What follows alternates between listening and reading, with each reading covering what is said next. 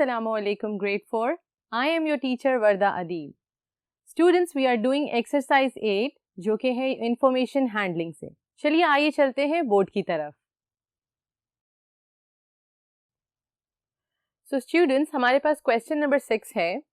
Look at the given line graph and answer the following question. आपके सामने एक line graph बना हुआ है. लाइन ग्राफ में x एक्सिस पे लिखा हुआ है मंथ्स और y एक्सिस पे लिखा हुआ है टेम्परेचर. और ये किस चीज का ग्राफ है? It is telling you about the temperature from January to December. आपके पास एक ग्राफ गिवन है जिसमें बताया जा रहा है कि हर मंथ में क्या टेम्परेचर होता था. सो अब हम इसके टेम्परेचर को नोट डाउन कर लेते हैं सो दैट कि हमें क्वेश्चंस करने में इजी हो. सो जनवरी में हमारे पास कितना टेम्परेचर है? It's 30 degree. फेब में है 29 डिग्री. मार्च में भी 30 डिग्री सेल्सियस. अप्रैल में वी हैव 31. मई, जून और जुलाई में वी हैव 32 डिग्री. अगस्त में टेम्परेचर थोड़ा सा हाई गया है, दैट इज 33 डिग्री. फिर उसके बाद सितंबर एंड अक्टूबर में अगेन इट इज 32 डिग्री. नवंबर में इट इज 31 डिग्री और दिसंबर में it is in between 30 and 31. So it will be 30.5 degree. So हमने बच्चों इस लाइन ग्राफ में हर मंथ के टेम्परेचर को नोट डाउन कर लिया है. आइए चलते हैं नेक्स्ट बोर्ड पे और रीड आउट करते हैं questions to interpret this graph. So students, अब हम रीड आउट करते हैं क्वेश्चन. क्वेश्चन है, in which month is the temperature the highest? किस मंथ में आपका टेम्परेचर हाईएस्ट गया था? उस मंथ का क्या नाम है? अगर आप देख सकते हैं किस मंथ में गया है highest, it is August.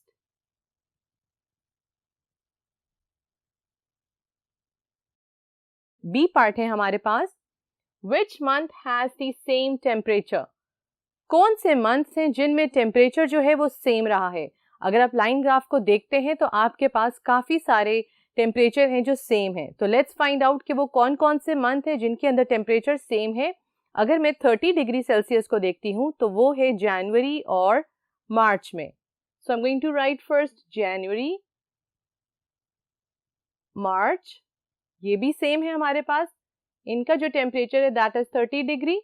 Then we have May, June, July, that is 32 degree. May, June, July, and again I also have September and October.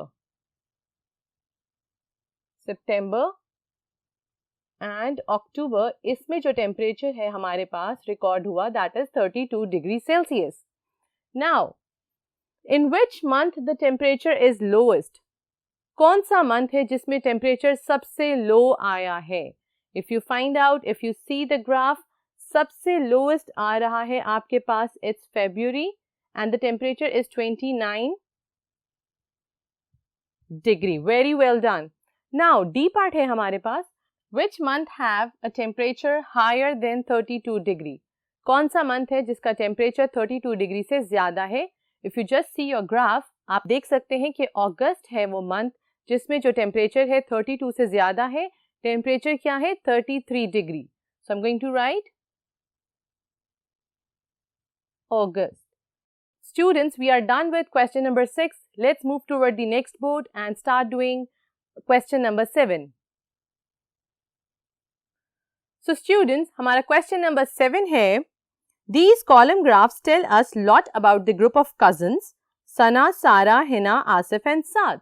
आपके सामने 4 ग्राफ्स शो हो रहे हैं. जो फर्स्ट ग्राफ है वो है उनकी हाइट का, सेकंड है वेट का, थर्ड ग्राफ है उनकी एज का और फोर्थ ग्राफ है उन कजन्स ने स्टैम्प कलेक्शन की है, उनका ग्राफ बताया गया है आपको. अब इन 4 ग्राफ्स के अकॉर्डिंग आपको क्वेश्चंस गिवन है आपकी टेक्स्ट बुक में. अब हम हर एक क्वेश्चन को फिगर आउट करेंगे और ग्राफ की मदद से उसे सॉल्व करेंगे. सो क्वेश्चन नंबर 1 है हमारा, What is the difference in the height of Saad and Sara? अब इस क्वेश्चन में हमें क्या पूछा गया है? Difference in the height. तो आप बच्चों कौन सा ग्राफ देखेंगे? एग्जैक्टली आप देखेंगे उनकी हाइट का. क्योंकि उनकी आपको डिफरेंस फाइंड आउट करना है, कंपेयर करना है। तो बच्चों आप देख सकते हैं साद की जो हाइट है that is 1 metre, he is 1 metre tall, और आपके पास है सारा की जो हाइट है that is she is 2 metre tall. So अब आपने इनका डिफरेंस फाइंड आउट करना है, 2 - 1 which will give you 1 metre, correct.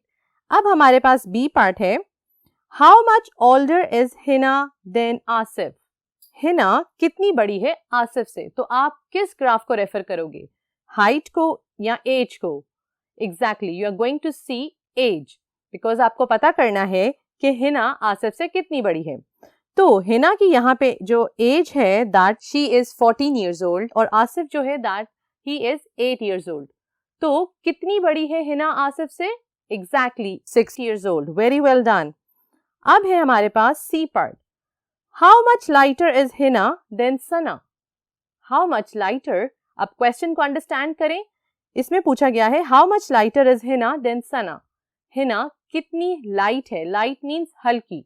सो आप कौन से ग्राफ को रेफर करेंगे? एग्जैक्टली आप देखेंगे इनका वेट, जो हिना है वो है 40 kg की और सना जो है शी इज 80। तो अब इनका डिफरेंस फाइंड आउट करना है कि हिना कितनी लाइटर है, कितनी हल्की है सना से। So that is 80 - 40, you are going to get 40 kg। Very well done, I hope that you are enjoying this. Okay, D part है हमारा, which of the member of the group cannot walk through 2 meter high door without bending। इस question को understand करें। इस question में पूछा गया है which of the members of the group cannot walk through 2 meter high door without bending। अब एक ऐसा डोर है जिसकी हाइट है 2 मीटर। अब आप देखेंगे इस सवाल में हाइट का ग्राफ, इस क्वेश्चन में पूछा गया है कि एक डोर है जिसकी हाइट है 2 मीटर टॉल, उसकी हाइट है। अब आपने देखना है कि कौन से ऐसे बच्चे हैं जो उसमें से इजीली पास हो जाते हैं और कौन से ऐसे बच्चे हैं जिनको बेंड होके पास होना पड़ेगा। सो अब हम चलते हैं हाइट ग्राफ में। आप देख सकते हैं सारा की हाइट, हिना की हाइट, आसिफ की हाइट और साद की हाइट। सना की हाइट है वो सबसे ज्यादा है, उसकी हाइट है शी इज 3 मीटर टॉल। तो क्या हुआ इसका answer, Sana is the one जो उसके अंदर से बेंड होके पास होगी। एग्जैक्टली, सो आपके डी पार्ट का आंसर है सना। ई पार्ट है आपका, how many stems do Hina, Asif and Saad have all together. अब आपने क्वेश्चन को अंडरस्टैंड करना है, वो आपसे पूछ रहे हैं हिना, आसिफ और साद ने ऑल टुगेदर मीन्स इन तीनों ने कितने स्टैम्प्स इकट्ठे किए। तो आपके पास पहले हिना का जो ग्राफ शो कर रहा है स्टैम्प कलेक्शन में, हिना ने कलेक्ट किए हैं 600, आसिफ ने 300 और साद ने जस्ट 100। सो इनका टोटल क्या होगा, 600 plus 300 plus 100 will give us 1000 stamps। Very well done। अब आता है F part।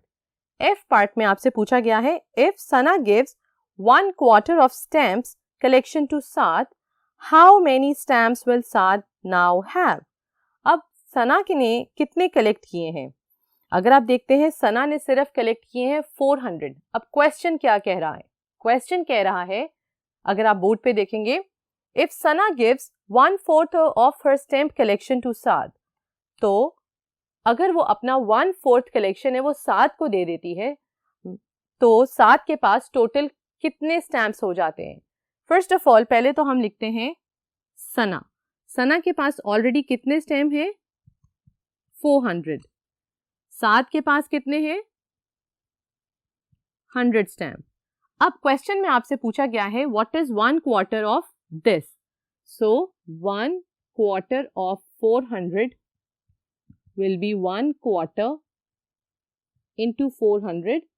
4 times 1 will give me 400. So 1/4 of 400 कितना होगा? 100 stamp.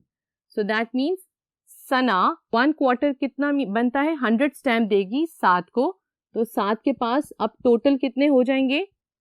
200 stamps. I hope that ये क्वेश्चन आपको समझ आया है। फर्स्ट ऑफ ऑल आपको सना के टोटल फाइंड आउट करने हैं। सना ने 400 कलेक्ट किए, फिर आपने 400 में से उसका क्वार्टर फाइंड आउट करना है जो कि है 100। और फिर क्वेश्चन में क्या पूछा गया था कि वो जो क्वार्टर पार्ट है दैट इज 100 स्टैम्प, वो आपने साद को दे देने। तो इन दोनों को ऐड करेंगे, you are going to get your answer that is 200। अब हमारे पास नेक्स्ट पार्ट है, if Hina and Asif lie end to end, how far they will reach. इस क्वेश्चन को अंडरस्टैंड करें। वो ये कह रहे हैं कि अगर हिना और Asif end to end lie करते हैं, मीन्स अगर वो लेटते हैं, तो उनकी टोटल हाइट क्या होगी। पहले तो आपको हिना की हाइट पता होनी चाहिए। हिना की हाइट है 1.5 मीटर और उसके बाद आपको आसिफ की है 1। जब आप 1.5 को 1 से ऐड करेंगे, you are going to get 2.5 metre. Very well done. Okay, last question is age part. If Asif and Saad climb together onto some scales, what weight will be shown? अब आप यहाँ पे weight के graph को देखेंगे। अब इस question में कहा गया है कि आसिफ और साद अगर वेट मशीन पे दोनों साथ स्टैंड होते हैं, खड़े होते हैं, तो उनका टोटल वेट क्या होगा। तो पहले आप वेट में देखें। जो साद का वेट है, इट्स इज ओनली 20 kg और आपका जो नेक्स्ट है आसिफ, उनका वेट है 30 kg। सो जब आप इन दोनों को 30 + 20 करेंगे तो टोटल वेट आ जाएगा 50। So student, we are done with question number 7. I hope that you like this lecture. So students, keep practicing maths. Take care. Allah Hafiz.